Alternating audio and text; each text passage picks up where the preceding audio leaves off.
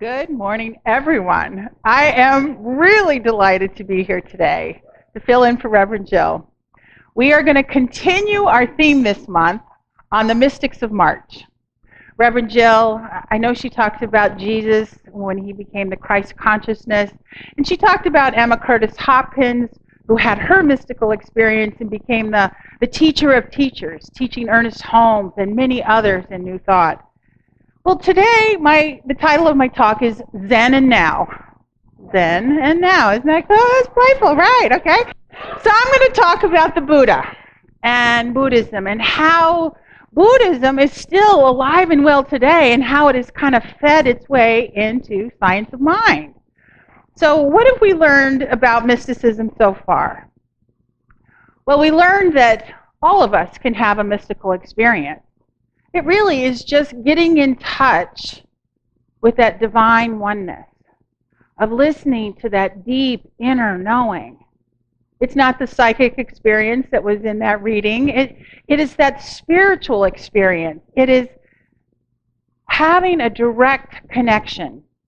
Well, I also want to remind you that, you can read a book and you can take a class and you can find someone to study under, a mystical master of some sort.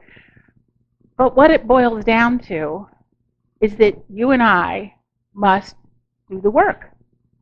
We must do the spiritual practice in order to connect with the divine. So, and isn't that what science of mind is all about?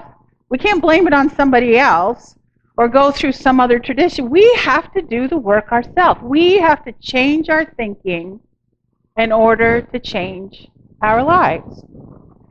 So, who was the Buddha? Well, the Buddha was a real man, and his name was Siddhartha. And he lived around 560 BC, and he was born into wealth. He was a nobleman. He was a prince. And when he was born, his mother passed away. And so his father decided to shield Siddhartha from all the adversity in life. He shielded him around the palace grounds. He brought in all the best tutors to teach him all the best ways. He raised him to inherit his kingdom and be the leader of great armies. He was raised up in wealth and privilege. Siddhartha also grew into a man, and he married, and he had a son. But still there was this gnawing question about, is this all life is? Am I really happy? And so he ventured outside the palace grounds, and there he met someone who was old. Well, this was a little shocking to Siddhartha. And then he met someone who was sickly and had disease. Well, that too was alarming. And then he saw a funeral procession, and the loved ones were suffering, and they were mourning the loss of their loved one. Well, Siddhartha went back to the palace, and he's scratching his head going, I don't know, is this all there is? I just don't get it. So finally he ventures out one more time, and he meets a man dressed in saffron robes, holding an empty bowl with a shaved head. But the radiance around him was one of absolute bliss, of tranquility. So Siddhartha went back to the palace, and then he said, you know what? I got to figure out what this is all about. I want to have that experience. I want to have that knowing. So he leaves his wife and his child. He renounces his inheritance and his kingdom. He leaves behind all of his worldly possessions, and just with the clothes on his back, he leaves the palace forever.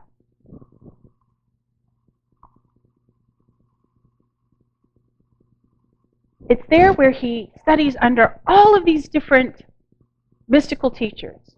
Each one had something to offer, but it still didn't answer the question for Siddhartha. So he even tries starving himself. He was doing it so well that he was down to just 1 grain of rice a day. And he was starving. Still, no enlightenment came. So he sits down under a Bodhi tree and he surrenders. Much like the song. He surrenders. And there as he lay under this Bodhi tree, a young girl comes along, and she had an offering of rice for the forest gods, and she sees Siddhartha, and she's like, well, this isn't good. So she starts to feed him a little rice and a little water, and Siddhartha regains his strength. And he realizes that there's a middle way.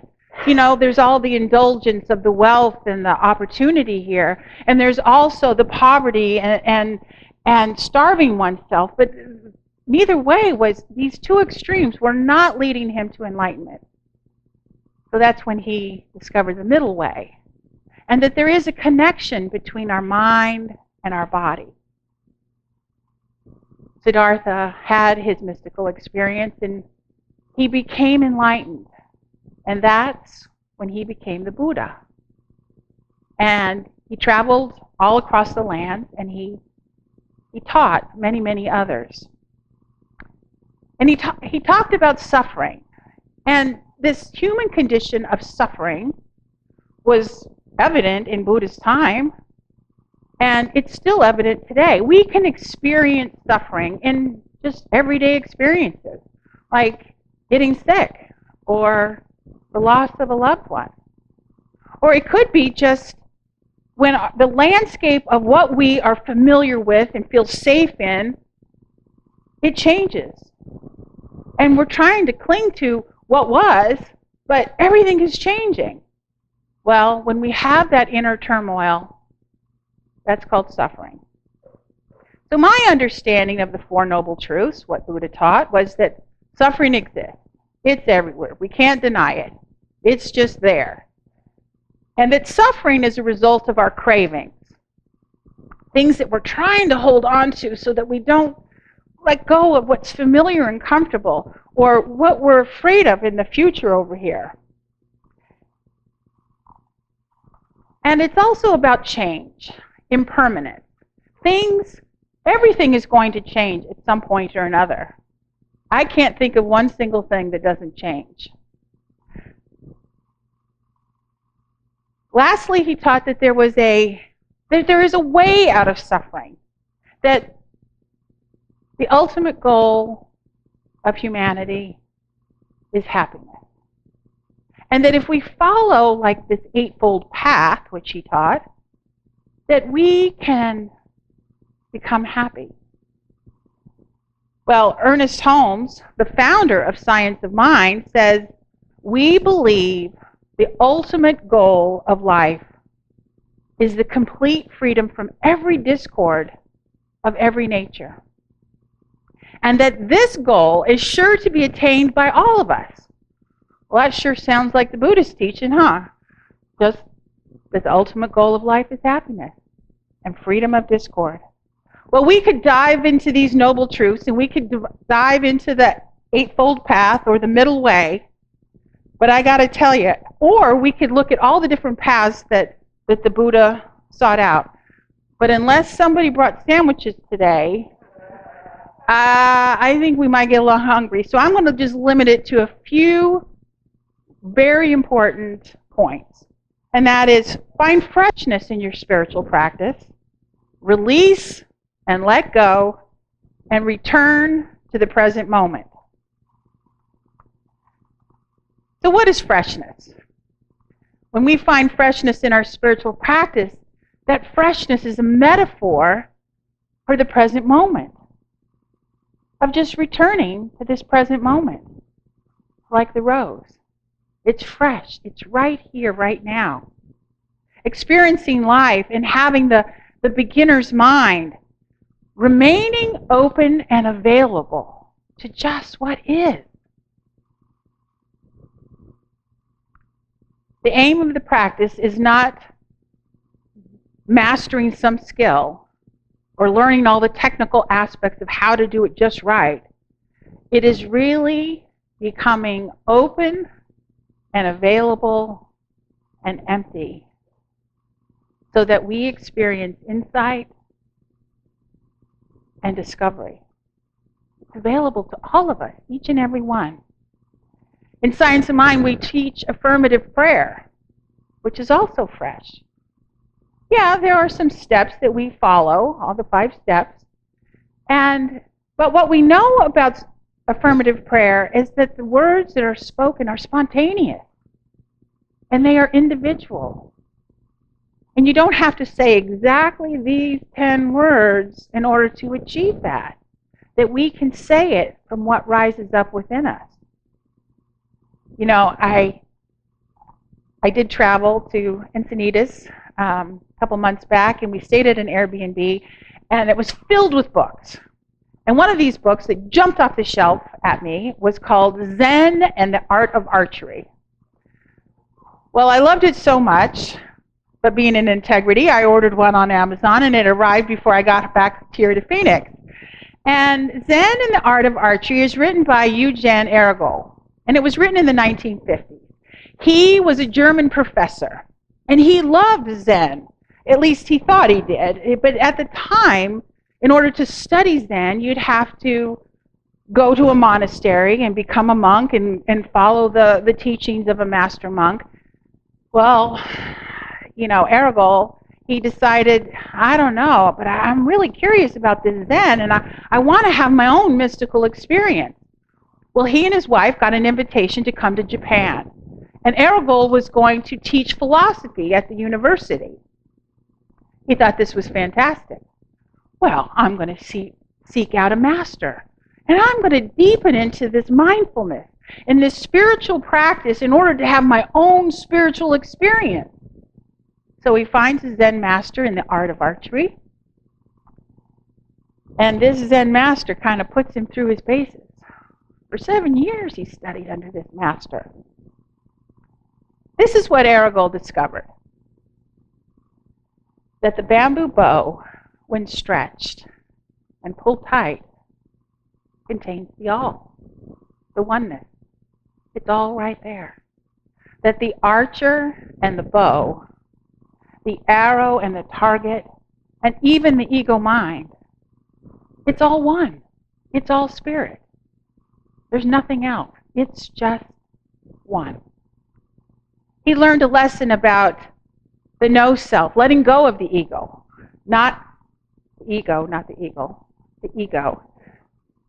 About letting go of, you know, not wailing about all the missed shots he made, or patting himself on the back and rejoicing in all the hit the target. What he acknowledged was that it was spirit. It was the one who through him made the shot. He learned about, at the point of highest tension, he would sit there for hours wanting to snap the shot himself. But what he realized is it wasn't the little eye that was shooting the bow, that it was spirit pouring through him, as him, that made the shot. We can find freshness in all sorts of activities. You know, pouring tea can be a spiritual experience. Calligraphy, painting, gardening, any of those activities can bring us to the present moment. But it's finding that freshness, being available, having an open mind. Yes, you could be a master gardener, but it's being open and available. Thich Nhat Hanh, the master Buddhist monk that lives today, he talked about sitting meditation, zazen, and that sitting on our cushion should not be struggle. It should not be any effort. It really is all about resting, like a pebble in a stream. That sitting on your cushion, working in your garden, painting, pulling a bow, it should be a pleasurable experience. So release and let go. I love this part because it talks about the second arrow. I have a little pocket guide of the Pocket Thich Nhat Hanh. And in it, he talks about the second arrow. Well, that kind of fit in with Ergol's practice. And he says that we don't give ourselves enough time to rest and heal when we experience pain in our life. When we experience pain, either in our mind or in our body, we should notice it. We should breathe in and breathe out. recognize the significance of that pain, those hurtful words or that physical pain. But don't exaggerate it, and don't give it too much importance, because when we start worrying about it, that's when we get hit with the second arrow. The Buddha talks about that the first arrow is painful. We experience that first thing, and it's painful. It hurts. But the second arrow is of our own creation. It's the thoughts that we keep striking the same wound over and over and over again. And that strike is 10 times worse. We know that that second arrow is a thought, and Science of Mind tells us change your thoughts, change your life. So let go of that second arrow. Ernest wrote, principle is not based on precedent. He also wrote that nothing is gained by holding on to past wounds or past errors. The best thing to do is to let it go and just forget them altogether. Which brings me to a cute little story called Letting It All Go. It's a story of two monks and a maiden. I love this little story. Two Buddhist monks are traveling through the forest, and they're trying to get to their temple. Well, as they trudge through the woods, they get to a little valley, and there's a choppy stream. And standing beside the stream is a fair young maiden, dressed all in beautiful silk. And she is fretting about how she's going to get across that stream without getting muddy and wet. Well, the older monk, he decides without a hesitation to pick her up and carry her across the stream. There he lays her down gently, and she thanks him and goes on her way. So the older monk, he just continues on his journey towards the temple, and for hours they walk along, and the younger monk, he is getting more agitated and more agitated, and finally he can't contain himself anymore, and he turns to him and he says, how could you do that? How could you make contact with this woman? We took vows. We're not even supposed to look at women. And here you did. You picked her up and you carried her. I'm surprised at you. And without a thought, the elder monk turned to him and said, oh, brother, are you still carrying her? For I set her down on the other side of the stream hours ago. And with that, the elder monk continued on the journey, leaving the younger monk to think about his words and his thoughts. So what can we learn from this story? Well, the older monk had compassion, and he even put personal sacrifice ahead of his own spiritual practice. He thought about the greater good. He saw this woman in distress, and he didn't hesitate. He just took action. But then, once he completed that task, he went about his business. He let it go. He didn't feel any guilt or disappointment or morose. He just simply let it go. And when we let go of the past, we mustn't allow yesterday's decisions or mistake to influence today. That holding on to resentments, carrying around past hurts or judgmental thoughts, it really only hurts ourselves. So, how about we return to the present moment? The Zen mind is the everyday mind. It talks about eating when we're hungry, sleeping when we're tired, and not allowing those thoughts to interfere. There's a wonderful story Thich Nhat Hanh tells about Grandma, and that any time we're holding on to resentment or sadness or guilt about a loved one who is no longer with us. And he reminds us that all mistakes originate in mind. And when we have said something hurtful to a loved one, like Grandma, that we can become mindful, that we can tune in and call Grandma to mind, and we can smile. And we can say, I'm sorry, Grandma. I was forgetful. I was unskilled. And I said some bad things that were hurtful. So I ask for your forgiveness. I'm sorry. And then smile. Because as we smile, we know that we are connected with all of our ancestors and all of life that has gone on before us. And when we smile, we heal all wounds. And then we pave the way to no longer carry that wound into the future. We can accept and embrace impermanence, that all things change, and we must accept it when it comes along. Be in the present moment. We can listen to the bell of mindfulness. The Buddhists have a practice of every time a bell rings, they are brought to the present moment, reminding ourselves to come back to center. Well, we can put that practice in our lives today, listening to when we hear a siren, trusting and knowing that all is well and all that are needed for that situation are present on the spot. Or not having worry and anxiety, waiting for the telephone to ring. But when it does ring, to bring ourselves back to center and answer the phone with joy and openness.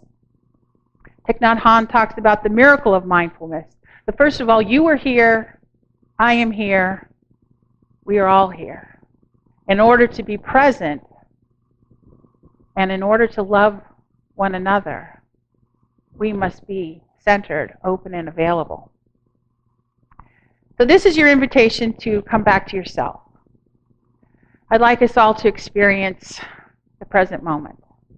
So if you're so inclined, I ask you to put your hand on your heart. And just feel your chest rise and fall. Feel the breath of life flowing in through your nose, circulating throughout your body. It is so easy to say right here, right now, I am present to this life. I am present to this body. I am alive and I am awake.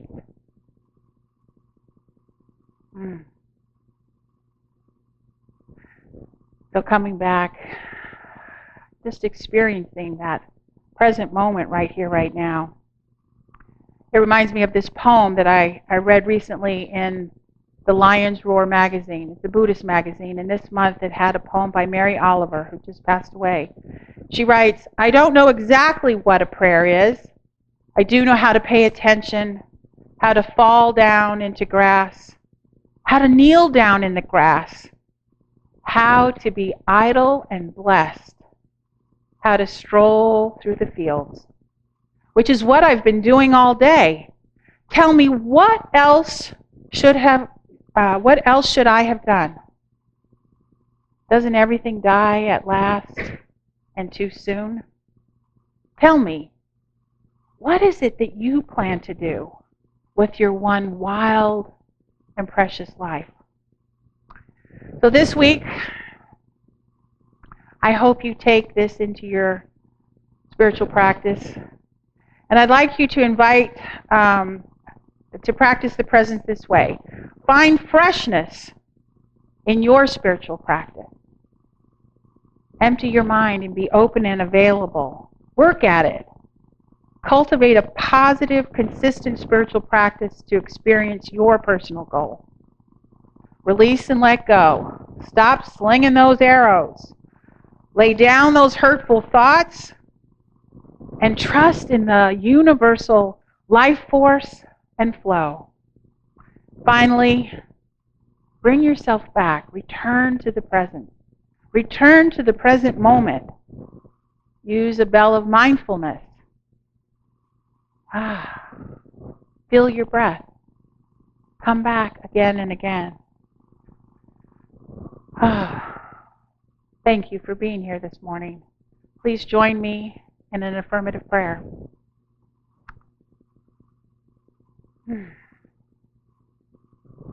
As I delight and center myself in this now moment,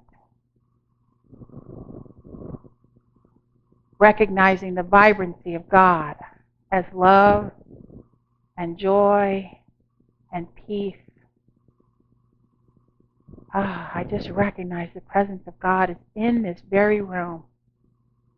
That it is in me and it is in each and every one of us gathered here this morning.